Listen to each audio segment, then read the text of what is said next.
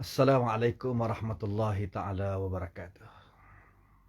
Petang ini kita berjumpa sekali lagi untuk berbicara tentang istighfar kepada Allah. Marilah kita sama-sama memuji Allah. Alhamdulillah. Wa nusalli wa nusallim ala rasulillah. Wa nastaghfirullahal azim. Amma ba'd. Allah subhanahu wa ta'ala melarang orang-orang yang beriman untuk beristighfar bagi orang-orang yang kufur, yakni orang-orang yang kafir, yang syirik, yang tidak beriman kepada Allah. Sudah tentulah keistimewaan yang Allah Ta'ala bagi kepada orang Islam. Mereka boleh memohon ampun untuk diri mereka. Mereka juga diberi kelebihan untuk memohon ampun bagi sahabat-sahabatnya yang beriman kepada Allah subhanahu wa ta'ala. Adapun seseorang kafir, sama ada dia keluarga seseorang, sama ada dia adalah rakan terdekat seseorang, walaupun daripada keluarga Nabi-Nabi dan Rasul-Rasul alaihimussalatu wassalam, tidak dapat kelebihan ini. Diharamkan buat mereka keampunan sepanjang selama mereka berada dalam kekafiran. Sehinggalah Allah Ta'ala memberikan suatu keistimewaan jika mereka memasuki Islam. Allah Ta'ala mengampunkan segala dosanya yang mereka lakukan di masa mereka syirik, di masa mereka kafir, tidak beriman kepada Allah subhanahu wa ta'ala. Allah Ta'ala telah mendedahkan bagaimana di dalam Al-Quranul Karim Allah Ta'ala memberitahu kepada Nabi kita, sama ada Nabi kita Muhammad sallallahu alaihi wasallam beristighfar untuk golongan munafik ataupun tidak, tetap Allah Ta'ala tidak akan ampunkan dosa mereka.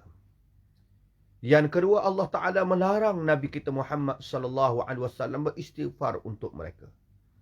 Sawa'un alaihim astaghfarta lahum am lam tastaghfir lahum lan yaghfirallahu lahum.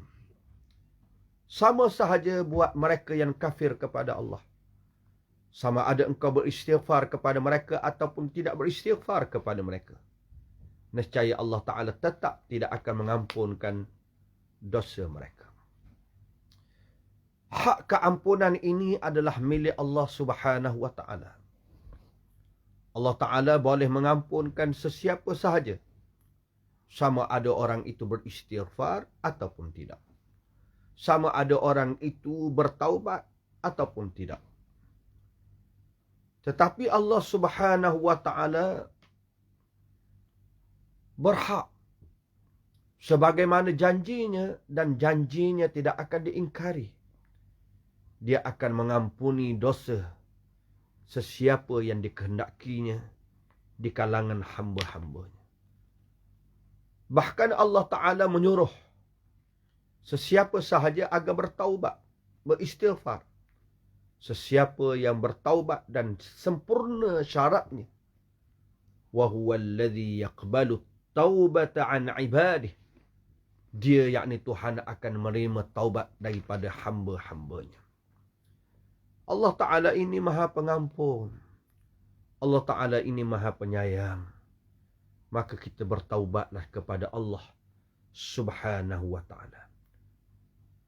Kata pengarang kitab yang saya baca, fayambari lil mu'min ala kulli hal, sepatutnya bagi setiap orang yang beriman dalam apa keadaan sekalipun, an yatuba ilallah, dia bertaubat kepada Allah, taubatan nasuha, dengan taubat nasuha yang mustaghfiyatas syurur, yang cukup segala syarat-syarat yang ditentukan oleh Allah.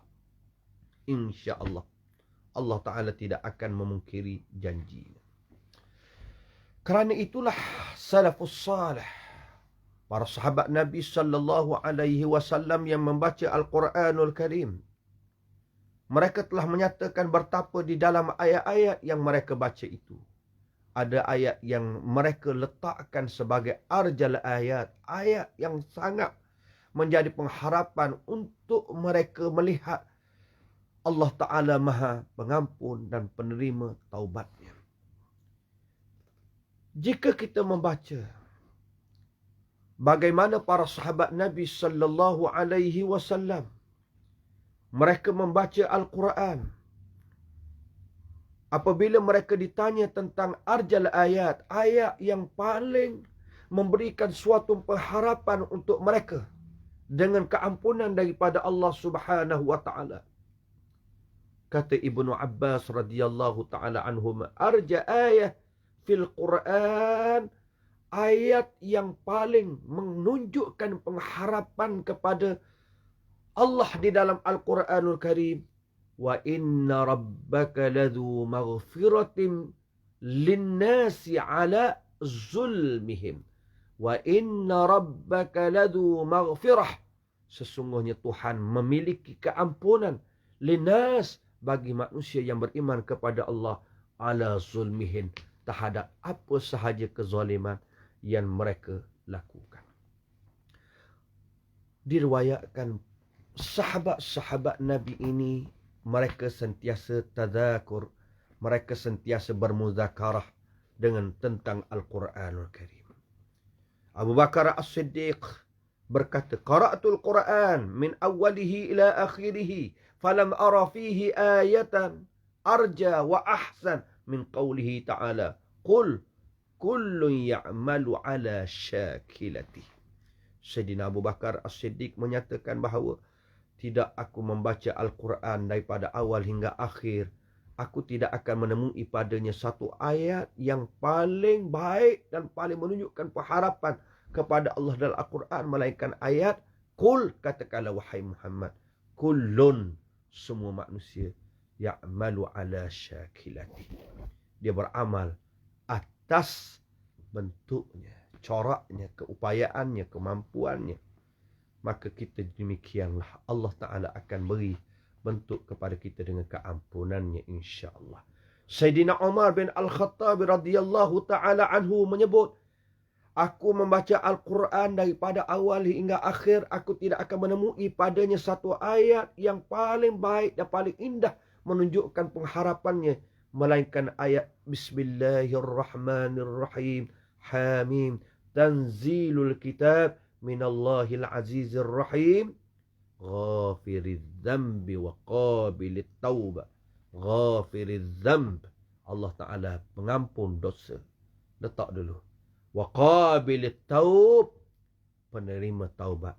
Barulah Allah Ta'ala sebut syadidil iqab, Allah Ta'ala itu maha keras azabnya. InsyaAllah InsyaAllah kita cuba melihat apa lagi muzakarah yang disebut oleh para ulama, iaitu para sahabat Nabi SAW, yang menunjukkan kelebihan beristighfar kepada Allah. Bahkan banyak di dalam Al-Quranul Karim memberi galakan agar kita merasakan pengharapan yang besar kepada Allah.